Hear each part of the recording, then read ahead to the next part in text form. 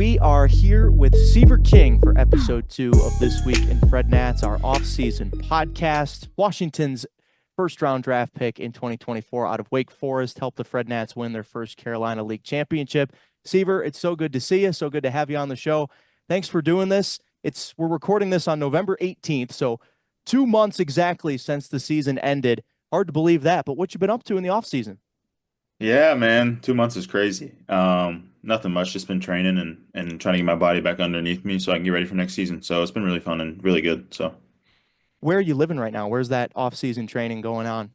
yeah, I live in Athens, Georgia, but I make the trek up to Atlanta. I train up at Maven, so that's about an hour and a half, about 3 days a week. So it gets me out of the house, gets me moving, and there's nothing more I can ask for. Have you decided to put the roots down in Athens in the off season? I know that was kind of a point of contention here in Fredericksburg. Where is Seaver actually going to settle down for the off season? Yeah, I mean, this year for sure, I'm gonna, live at home and do that one last time for my mom. But next year probably just get a place in Atlanta and be closer out there, so I don't have to sit in Atlanta traffic anymore. It's rough, but it's worth it. Yeah, you got to definitely plan out when you're traveling through that wonderful city for sure. So, the first thing I wanted to do, what we're going to do is we're just going to kind of work our way through your baseball career starting in high school, then at Wingate, then Wake Forest, and then obviously here to the Nationals. So, you say you're in Athens right now. What was it like growing up there? I know you went to prep school there. What's it like to be an Athens, Georgia boy with obviously in a huge Bulldog town? Yeah, I mean, when you think of Athens, baseball is not usually the first thing that comes to your head. It's a big, big football town, and we got a lot of great football players come out of this area. So yeah, my first love probably was football. However, I was always the smallest kid on the field, so I knew that wasn't going to last too much longer. Then picked up basketball as well, and just kind of had fun with that. Just kind of doing something in the winter, and then I always loved baseball. It's just something to do, and I loved it growing up, and that was the only game where you could be the smallest kid on the field and still compete, and that's what I really loved about it. And yeah, I mean, I grew up in Athens, played out in Walkinsville, which is like 25 minutes away, and started playing travel ball at a young age and took baseball serious from then. And then my head coach Alan Osborne at Athens Christian got me over there in seventh grade, and I was still the smallest kid in school, like all the things, but he saw something in me, and I'm thankful for that. And I started every game as a freshman again, smallest kid on the field, and just kind of kept working my way up. And then COVID hit junior year, and I was having a really good year, so that was tough on a lot of people. And you know what, I look back on COVID, I'm like super thankful for that time. I learned a lot about myself and kind of figure out what I wanted to do. And I decided I was just going to go to Wingate and not have to stress my senior year and just be a kid. And it worked out really well. Had a great senior year and finished up in Athens. Went up to Wingate, North Carolina. Um, I'd grown a lot. I gained like 20 pounds when I got to college.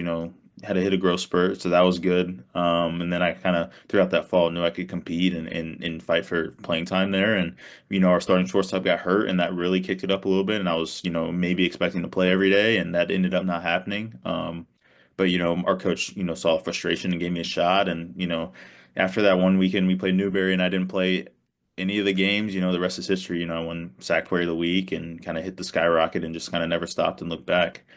Came back my sophomore year after winning the MVP in the Valley League, and everybody was like, "Oh, you should, try to go bigger, better things." But again, I only played half a year in Division two baseball, so I wanted to prove to myself not only, but everybody else, that I am the player that maybe I am on the field. And that sophomore year was really good. Got a chance to play with Team USA that year.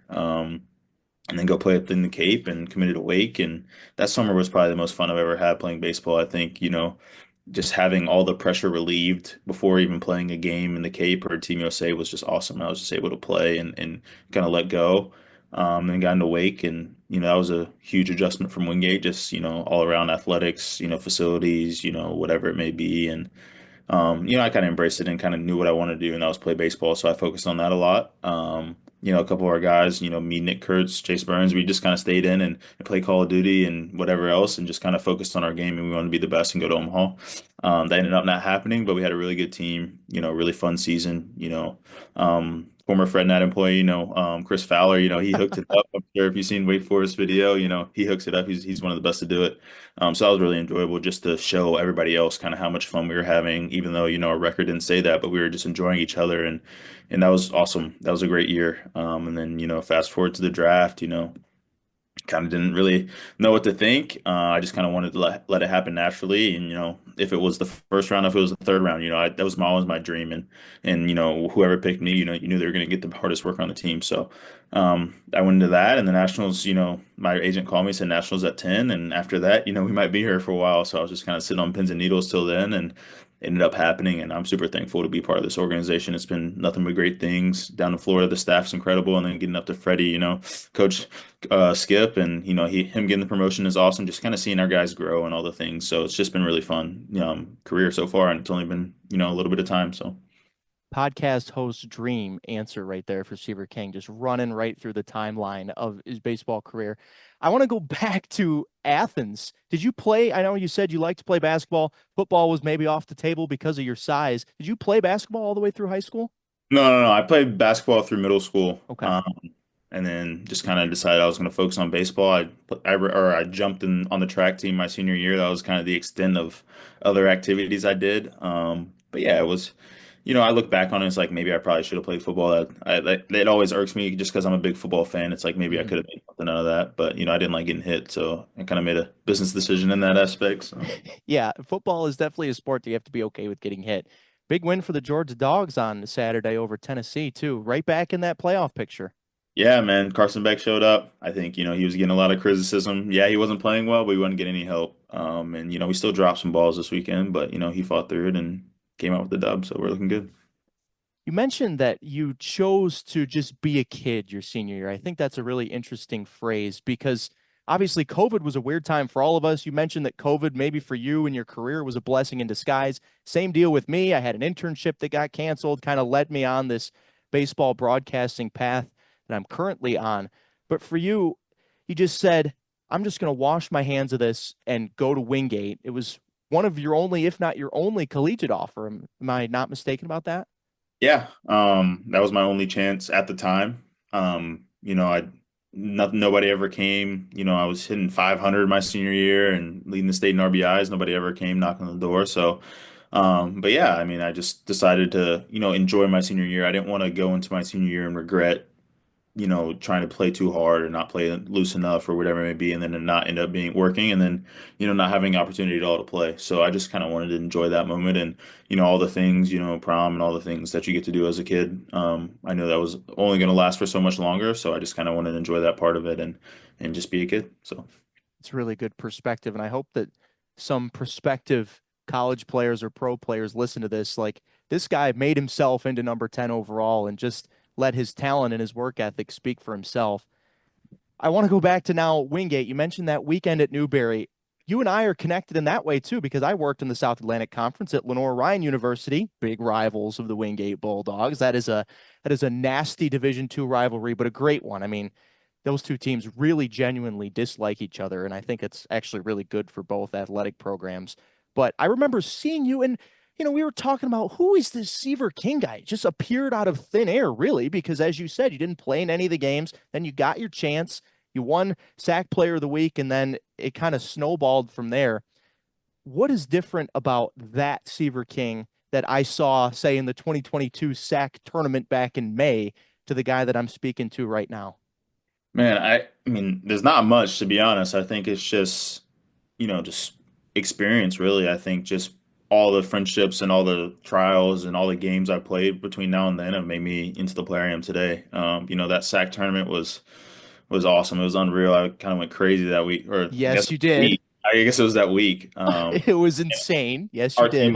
Our team was full of guys. Sam Broderson, Mitch Ferris, Brody McCullough. I mean, if Bunch you of look, pros. yeah, if you look at that team, like Sean Barnett even on that team too. So like there's a lot of guys on that team where it's like, dang, like if they were all at their peak at the same time, who knows what would happen. So but yeah, we had a great group of guys there, and it just kind of was kind of stress free again. Like it's not saying Division II baseball is a slouch, but like you're playing in front of 25 fans every other day, and Right. there's not much chatter around it. You lose a game, you go to class and nobody even knows you played yesterday. So that was a little bit of a kind of whatever it was. I don't even know how to describe it, but going into Wake and playing in front of sold out crowds every night, and you're not necessarily the talk of the town, but like everybody knows who Wake Forest baseball is in Winston-Salem. So, but yeah, I mean, it was just a little bit of experience and growth throughout that time. But yeah, as a player, not much has changed. I try to play the game the same way. You've stepped into two collegiate programs that have had a ton of success right before you got there. Wingate won the Division II national championship, obviously, the year before you got there. Wake, the year before you got there, made that deep run to Omaha. So the fact that you were able to kind of integrate yourself into these winning cultures that have already had success at the highest level, I think speaks a lot about you and your process. Something, is there some secret sauce there for you? No, I think it's just the wanting to win. I think, each team has a culture and you just kind of have to step in and not try to be the guy, but just kind of add on to that culture. At Wingate, I was the fiery, kind of in your face, loud kind of guy. And you don't see that often in division because, there's 25 people in the stands. Like you don't see people play that way. Sure. And that was kind of what we were missing. And I think I brought that there. And even at Wake, like, Nick Kurtz is a, somewhat soft-spoken guy. He kind of handles his business and Burns the same way, but Burns on the field is a lot more of a animal than he is when he's not throwing. But I'm playing every day, so I can bring the juice every day, and that's something I can control. Unlike, whatever performance I do physically, but I can control the energy and the juice and the kind of team I am each and every day. So that's just kind of what I try to do is, and at least in that aspect, be the same guy every single day and, let my play, because I know I'm a good player, just kind of go from there. So. Once you knew that after the second year at Wingate, I'm probably going to look elsewhere, probably high major D1, was it always Wake or were there other options on the table? Yeah, I didn't really know what to expect going into the portal. But Coach G sat me down and goes, top five schools just off the top, and Wake was in there, and I think it was Florida State, Vandy, all these other teams in there, and just kind of he knew he had connections and he was going to try to help me out, and I'm super thankful for that experience. But no, I think Wake was just one of the teams that were having success. I'm seeing them win, and it's just kind of didn't really watch and pay attention much up there because I had my season, but that was just something that stuck out to me, and then actually watching them through the postseason, just seeing how much fun they had, and talking to the coaches, and then directing me to the players. Like it was just a lot of relationships building, and it wasn't just like, oh, this is what you can become here. It was like, this is what it is here. Don't hear from us, hear it from our players, and kind of watch them. And it's just like I got on campus and it was exactly there was nothing different. The coaches were the exact same, and the guys and trying to build the culture. We had a lot of new guys last year, so it was tough, and I think that was somewhat of our downfall. But it doesn't really matter at this point. Like all of us are close and we built friendships that will last forever. And, it's awesome anytime we can get back up there. So, You mentioned your friendship with Chase Burns and Nick Kurtz. You three are the three Deeks that were taken in the top 10. Obviously, Burns by Cincinnati and then Kurtz by Oakland. I actually just saw Kurtz play in the Arizona Fall League not long ago, just totally dominated that. But your friendship with those two guys, you and Chase obviously were newcomers to Wake Forest, and Kurtz had been there. Was that just a natural gelling between the three of you over video games or over anything else? yeah, I think, Kurtz and Josh Hartle had a, strong kind of grasp on what Deke baseball is. And me and Burns just wanted to come in and add on to that. It just so happened, they lived in an apartment across from me, and, we always just wanted to hang out and do something. And so yeah, I mean it's a full friendship. Just so happened that we all went through the same stuff together. Me and Hartle chalk every day, and me and Kurtz were playing every night after his games, and the time difference is a little bit different, but we just try to stay in touch and do all the things, and it's just fun to see each other grow, and we still keep in touch. So it's just awesome to have those friendships and be able to talk to someone who's gone through the same stuff as you. And you mentioned earlier our guy Chris Fowler. He was my guy first. Now he's both of our guys. He his storytelling with the camera, I think, really allowed those of us on the outside to have a really pretty clear picture about the closeness of that Wake Forest team that you were on. And obviously the season didn't end the way you guys wanted it to. But for you in the season, there was a lot of adjusting to the terrain, right? You had some injuries, you played a bunch of different positions, you played some outfield, obviously you played some middle infield. Was what was the plan for you if nobody at Wake Forest would have gotten hurt in 2024, where do you think you would have played every day? Yeah, I mean that was again one of the reasons that drew me to Wake is they were the only school in any of the calls that say that told me I wouldn't play shortstop if I came there, and that's because of Merrick Houston, who's going to be a first rounder next year, Yep. and he's a really good player, and I was okay with that, like just the pure honesty of that, and it just hit me, and I took that to heart. So, who knows? I think I was playing second for a while and then third, so I don't think center field was never really in the cards until Coach Walter, said, "Can we go get lunch in between class?" And I was like, "Oh, what did I do?" kind of thing.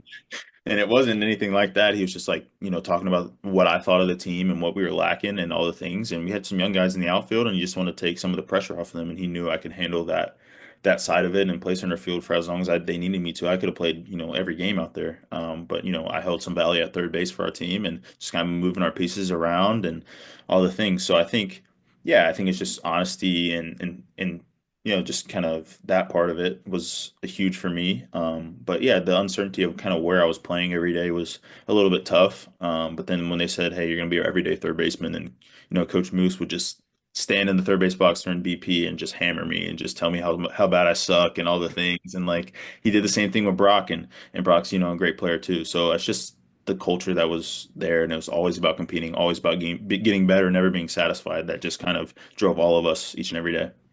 The first time I saw you play in person at Wingate, you were at second base in your first kind of go around with the Bulldogs. When the Nationals took you number 10 overall, I think they had a pretty clear picture in mind like this guy's going to be a shortstop and you didn't play anything other than shortstop in Fredericksburg. Was that a conversation that you had with the Nationals after you signed like we envision you as a shortstop and we're going to drill you there? Yeah, I think they made that very clear. And I think what makes me special is I'm able to move. I think, the shortstops are usually the best athletes on the field, and you want, if you could, you'd have a whole infield full of them. So I think that just me playing short is what's working right now and what I hope to continue to work. But CJ is a great player up the big league level, and I want to help our team win, whether that's me in left field or wherever it is. So I think, yeah, I'm trying to perfect my craft because I think short is the best position I do play just because I feel so comfortable there. But I think that there's always room to move and improve in different areas as a player and to help a team win. And that's ultimately our goal as Nationals is to win. So You definitely looked like a true natural at shortstop in your small sample size in Fredericksburg. But I want to go back. So I don't think people appreciate the calendar that you college guys that get drafted have to keep because you play your college season from February to June. Then it's the draft in July, and then you got to sign, you got to go to the facility. It's just a bunch of bouncing around, really, the country, depending on who you get drafted by, where you played college ball. I remember talking with Dylan Cruz last year in 2023 after he got to Fredericksburg about just the whirlwind of the calendar. Now that we're 2 months removed from the season, have you been able to like take a breath and be like, wow, I did a lot this year? yeah, I think to be honest, I've done a lot, my whole life. I think this is really the only time I've ever had, these 3, 4 months off of nothing and no obligations, no school, no nothing. But yeah, I think I'm thankful for being busy. I work best when I'm busy and, work best when, the draft's this day and I get home and, I have a flight tomorrow morning and it's 7 o'clock at night and it's just like, you got to go, you got to go, you got to go. And I like that aspect, to be honest. But yeah, I think looking back on it, it has been crazy, but I think it's become normal for me, which is kind of crazy to say, but I feel like that's how it is. So it is hectic, but once you're used to it and you've done it your whole life, like it's not anything crazy. It's just a lot more miles on the card instead of just whatever it may be. So. What was your first impression of the clubhouse dynamics here in Fredericksburg? Because obviously that's also another unique situation that you have to kind of socially deal with. Because these you draft guys are going to show up and you're going to play. Like they're not going to send you here to play half the time. Like you're going to take somebody's reps. And I think in my 3 years here in Fredericksburg, I think everyone here has handled that part of it really, really well. And obviously in 2024, the group handled it well enough to go win a title. Tell me about those dynamics when you first arrive here. These guys who are your new organizational teammates, but maybe you're taking some playing time from somebody. It's just a lot to juggle. Yeah, I think if you go into a clubhouse like that and kind of implement yourself as a guy kind of on your own, just kind of taking everything on your by yourself. I think it's hard. You see teams like this all the time in football or whatever it may be, where the guy comes in, he's supposed to be the guy, and the culture's all messed up. So I think I just kind of want to go into there and just kind of be one of the guys and hang out and just kind of develop friendships and relationships. So when you do go on the field, you have those things to fall back on. I do remember, the first day Caleb was just sitting in his locker looking mad. I don't know what he was doing. I was like, "Hey, what are we doing? Like, we're playing cards, like whatever." And that's kind of out of me. Like, if baseball wasn't a thing, I'm not that guy at all. But I think, I understand the importance of that aspect of the game socially. And it does happen in the clubhouse, and that's when there's no pressure, there's no game, there's no ego involved in anything. Like, we're playing dominoes, and whoever's beating whoever. So I think that's a little bit of it. And everybody on that team wanted to win. It didn't matter who played, who pitched, whatever it may be. Like, we just wanted to win. And bringing in me, Caleb, Kevin, Merritt, all the guys, like, it's been just really good. And it was good to just see each guy come in and kind of acclimate themselves as it gone. And we just kept playing better and better as we got new guys coming in, and it was just a really good experience. For me, as somebody who's with the team every day, in the clubhouse every day, but not a member of the team or not a member of the coaching staff in that circle, I saw you guys really gel super quickly, and that kind of gave me an idea that this team was going to go on some type of a run. But I want to talk about your friendship with Caleb, and we'll get to this a little bit later when we go through some video. But the two of you, I mean, Washington's first two draft picks, obviously you showed up here on the same day, debuted on the same night. The two of you seemed, at least at the beginning, kind of joined at the hip by circumstance, but I think the two of you stayed close naturally too, if I'm reading that correctly. Yeah.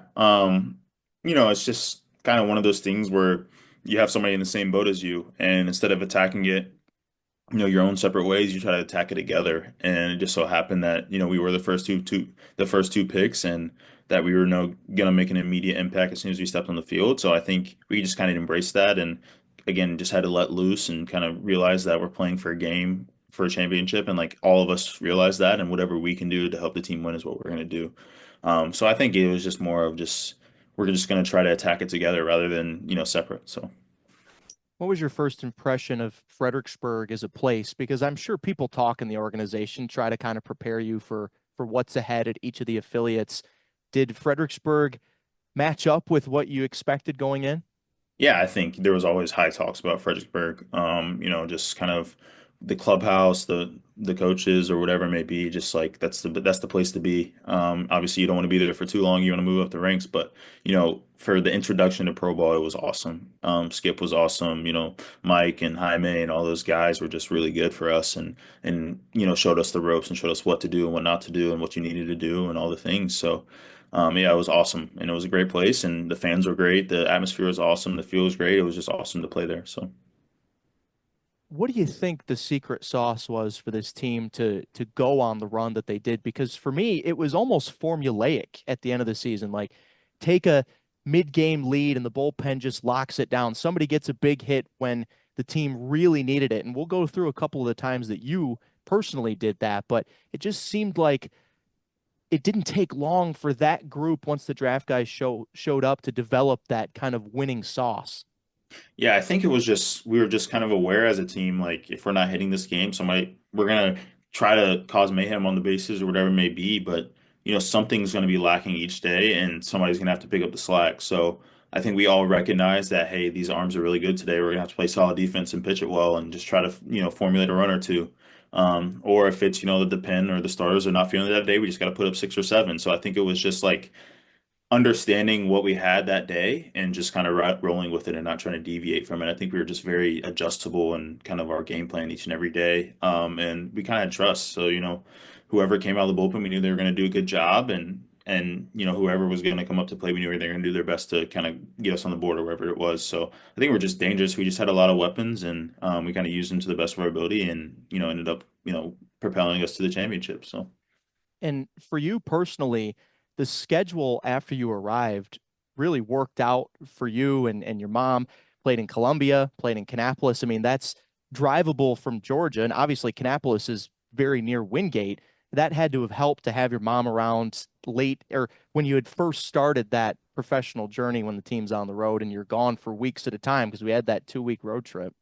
Yeah, it was awesome. It was just not even my mom, just all my friends were just able to come by and just kind of do things. Like I was able to before our game, before our playoff game before Kannapolis, I was able to go to Wingate and just kind of hang out with those guys because they're all there and I had a ride, so it was all good. It was just awesome just to be able to not only think about baseball all the time and have people in your corner that you can talk to. I know guys that get sent to California or across the country and it's kind of tough and it's a lot more of an adjustment period, but it wasn't really that way for me. It kind of felt like the same old, same old. I know I was going to see my mom every weekend. That just meant, we had to win 2 out of 3 games in the weekend. And it was kind of just that little thing of just kind of being in a routine. And that was kind of what I knew. So it was good. And it was something I was super thankful for.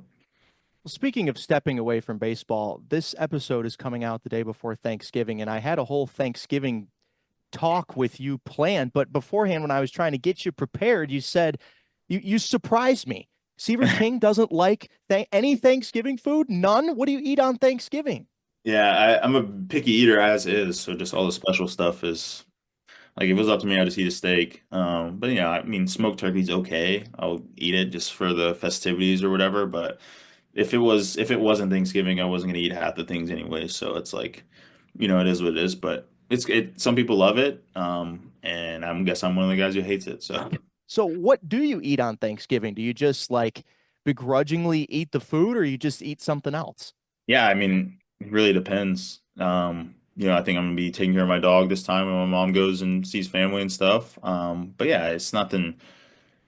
I don't have a big family as is, so I get to see them sparingly, or I get to see them a lot of the time throughout the year. So it's not one of those things where we have a big family and it's a big meetup or whatever. It's just not been a big thing for me. And I kind of like it that way, to be honest. Just Seaver the dog and a little bit of football on Turkey Day, but no turkey on Turkey Oh Day. yeah, I'll probably eat some turkey on. Okay, good. Yeah, That makes me feel better that you're going to have some turkey yeah, yeah, yeah. on Thanksgiving. All right, let's shift now to some video. We pulled some clips from your time in Fredericksburg. We did this in the first episode with Travis Sikora, and I think it really turned out great of Travis kind of talking through his some of his highlights.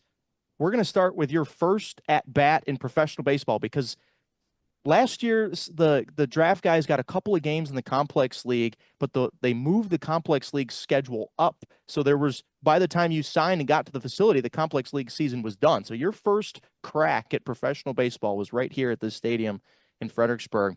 We see you coming up in the number 20 jersey that lasted one day.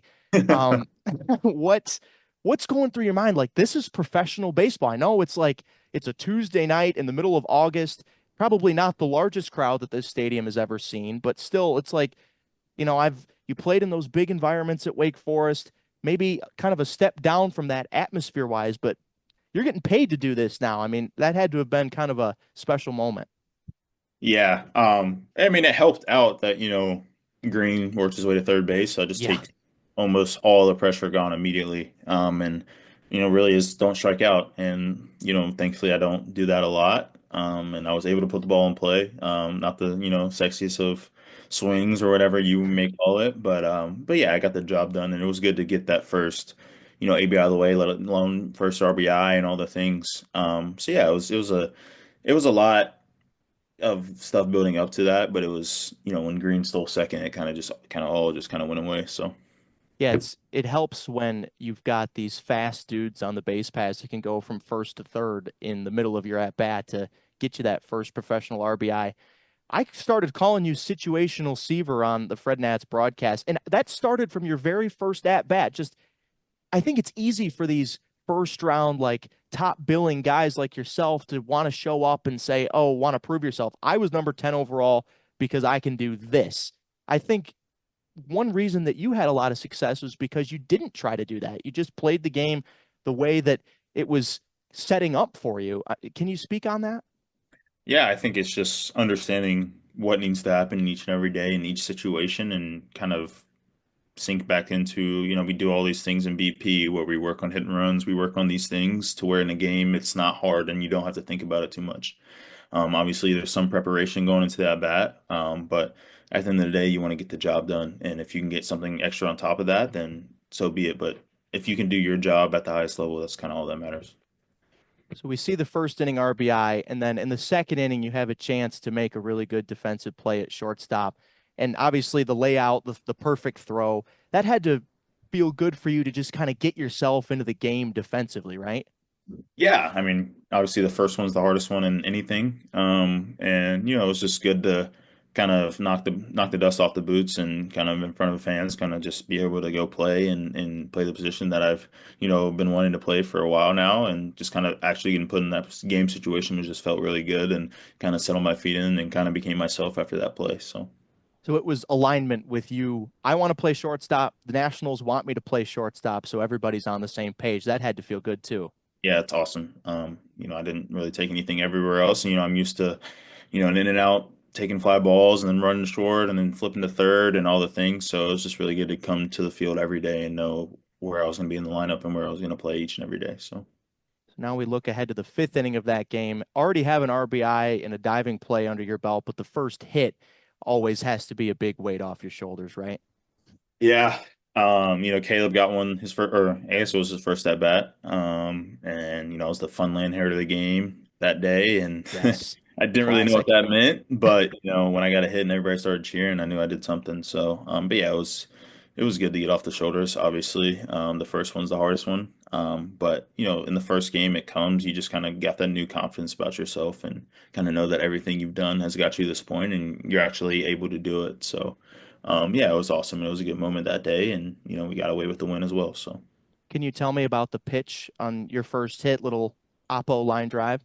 yeah, I mean it's probably a pitch I shouldn't be swinging at, but I can I know I can handle it. And that was the first couple at bats where you have a plan, but it kind of gets thrown out the window as soon as you see a pitch. So, but yeah, I think it's just a testament to kind of being able to hit anything in any count, and um, yeah, it just kind of shows that I can hit the ball hard to the opposite field, and driving runs and moving runs around and all the things. So. Ended up with two hits and two RBIs in that pro debut. And then the very next day, we go to the first inning of the Wednesday game. Guy sells out and tries to make a diving catch and misses. Ball goes all the way to the wall. Easy triple, obviously. When that ball got past that right fielder, you had to have been thinking four, right? Yeah, 100%. I think I was, but Skip threw the brakes on really early. He knew, you don't want to get hurt, you don't want to run us out of the inning, all the things. So, but yeah, it was obviously you see a ball go into uncharted territory like that, you want to make the best of it, and in that aspect, was there what, two outs, one out, no outs? It's like, all right, like let's go ahead and try to get this through. And you try to be aggressive with no outs, and it ended up working. So. Yeah, obviously four was on the mind, but it got shut down really quick. And one of my favorite parts of that clip is that you just got equipment flying off of you as you go to third. No helmet. You see the oven mitt fly out when you get to third base as well. That's what I picture when I picture Seaver King playing the game, is just hair on fire, running all around the field. At least in two different or three different stops that I've seen you play, that's who you are. And I think that's pretty true to you. Yeah, absolutely. There's a certain respect for the game that, I think you have to give it a certain amount of effort each and every day. And for that, for me, that is, almost 100% each and every day, and no care in the world of how you look or where or how you feel that day. You got to perform and you got to do what's best to help your team win in that aspect. And I think, whatever happens, your helmet flies off, whatever, like it doesn't change that, you got to get to the next base or you got to feel the ball or whatever it may be. Like there's no excuse. And I feel like I take it that way. It's just play until you can't play anymore. So The speed part of your game was on display in the first clip of clip number two. It's the steal of home. It's just first and third. Guy goes to first. I mean, are you thinking even beforehand when we see you in the clip talking with Skip there at third base? Are you thinking to yourself, if he goes to first, I'm going home? no, I mean I get down there and obviously we got guys that with speed, so I knew action was probably going to be on behind me in that aspect. So I was like, "What am I doing here?" He goes, "Well, if he picks, you're gone." And I was like, "All right." So I take my lead, and he picks immediately. And I was like, "Well, like, I guess I got to go." And it all happened so fast that it really wasn't much to think about. But yeah, I think it's just testament to kind of Skip kind of knowing the situation, knowing what's probably going to happen there, and kind of trusting me and my ability to run the bases. So, it just kind of all worked together, and it's a really good play, and not something I was thinking was going to happen when I got to third base, but the 3 seconds after I'm in the dugout. So And you mentioned earlier the way that you played at Wingate was kind of loud, in your face, like I'm here type of guy. And I think we see a little bit of that come through when you slide. If you look at that clip, you kind of get up and the catcher's kind of there and you're just really fired up. I think that was a good moment for you to show that personality a little bit, show the speed, like, hey, I did this to you and you couldn't stop me. yeah, I think it's not really that. I think, you score a run in a big game, you're gonna, feel a little excited and kind of need to show it off. And, the fans right there, they feed off of it. So, anytime you get the fans involved in the game, you have a little bit of extra kick and momentum and to help yourself win. So All right, let's fast forward to the playoffs now. First inning RBI chance in game one of the playoff opener at home. It was a pretty early in the count swing. What's the approach there? Guy on second, the guy on second can run. Is it, I see a strike, I'm going for it, and whatever happens, happens? yeah, I think he was an east to west guy. And he threw a slider and it just kind of hung up the middle. And that's, me not trying to do too much in that aspect. Nobody on. Maybe I take a bigger swing and try to do more with it. But, runner on second, one out. There's not much you can really try to do else than, hit the ball back up the middle, and it ended up working. And, Brenner can run. So I knew, I got the job done in that aspect. And, as soon as I get to first, I'm trying to take the extra base. And, they gave it to me. So. Obviously, scoring first in those playoff games just puts the pressure on the other team. And that was one thing that this team was able to do throughout that playoff run, is jump ahead. I mean, that really had to provide some comfort for not only you guys in the dugout, but the pitching staff as well. Yeah, for sure. I mean, our pitching staff was, lights out throughout the postseason. So we knew if we got on them early with, Clemmy or Sikora on the mound, we were in for a good one. And, whoever was coming out of the bullpen, because we had a multitude of guys who could do it. You just put them in a good spot and they take care of us. So I think ultimately, when you are in the playoffs and you're going to have the best arms possible at all times, like scratching one or two runs early is really big. So let's now go to game one of the championship series. For my money, outside of Pimentel's home run in game three, this is the most important hit of the entire playoff run for the Fred Nats. It was a 3-0 game. Kannapolis had gotten 2 runs back the previous inning, threw the guy out at the plate to keep it 3-2. It's like, we need an answer right now. We get second and third, 2 outs. You come up, first pitch on the attack, and you get those 2 runs right back. That was just a huge, like, ooh, take a breath moment, I think, for everyone involved with the Fred Nats. Yeah, I think, when you get pressure on a pitcher and, the hardest time to execute is right after you give something up. You always hear, we don't care about the home run you gave up, we care about the pitch right after. And that's really hard to do, even not as a pitcher, but I just kind of understand the difficulty of that and kind of use that to my advantage where I know like if a mistake's coming, it's probably going to come right here. And again, try not to do too much, just put the ball in play and ended up sneaking through the 6 hole. And we got guys that can run again, Brenner scoring from second and just getting our guys back on top in a championship series like that, it's huge. I mean, we talk about the environment here in Fredericksburg, and obviously the fans are great. Fans were great there that night too at Kannapolis for sure, and they were fired up. Like there was momentum swings back and forth. I go back and listen to that broadcast, and you can just hear like the roar of the crowd through our microphones. I just think that was one of those like, oh, we need to stymie this crowd right now. First pitch swing. And you can just see even the relief in the clip on Brenner's face when he's pointing out to first base to say, nice job, Seaver. You can almost see it on everybody's face like, who? We're good now. Yeah, I think guys just kind of want to do what's right in each situation. And when you come up in a situation like that, and it's again, you might think there's a lot of pressure on the hitter, but realistically, like second and third, 2 outs, like you have to get a hit. That's the only way the run's going to score. So like if I'm pressing so hard to get that done, like the odds are it's not going to happen. So I think just kind of flipping the switch and flipping and turning the tables in that aspect of just like, all right, I just got to hit something hard and try to beat it out or whatever it may be. So I think just kind of letting go and turning the tables in any aspect of the game is something that you can do mentally that just kind of prepares you for that bat. So obviously that game went our way. In game three, we see the last out here in the last clip that you have there. But the thing that I want to focus on is Loma. If you Yeah. watch Caleb, he gets to the mound, and Yeah. then as soon as he celebrates with Arguelles for just a second, he's like, where's Seaver? Where's Seaver? And he finds you.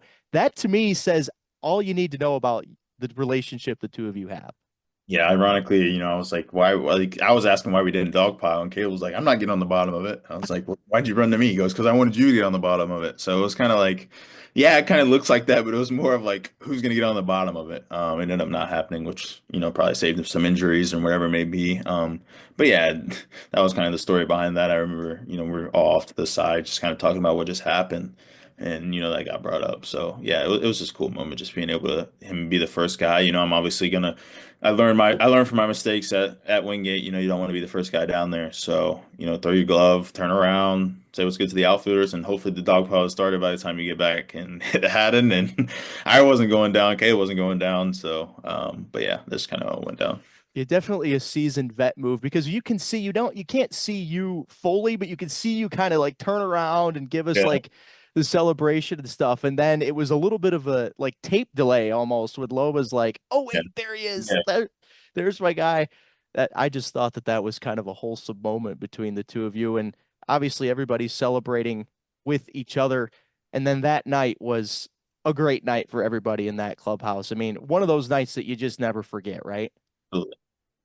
It was surreal. Getting to talk to my family after the game and kind of being late to the stuff we did after was is crazy. I think I lost a pair of shorts in there just trying to get everything changed, get Chris the laundry, and that was just a fun night. And coming back the next morning and just kind of seeing the aftermath was also kind of a crazy experience.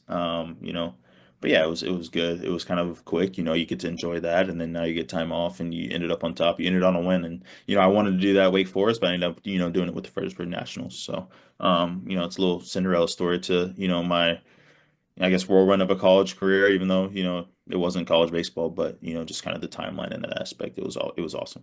And you had a little delivery to the clubhouse, if memory Yeah, serves, for the celebration, right? absolutely. I love it. Seaver King, love the hat, by the way. So I don't know if you got that hat. You had to buy that hat. I hope you didn't have to buy it, but it's a good one. yeah, Definitely a good one. Steve, thanks so much for doing this. Happy Thanksgiving to you. This has been great to catch up, and we'll see you next time on This Week in Fred Nats.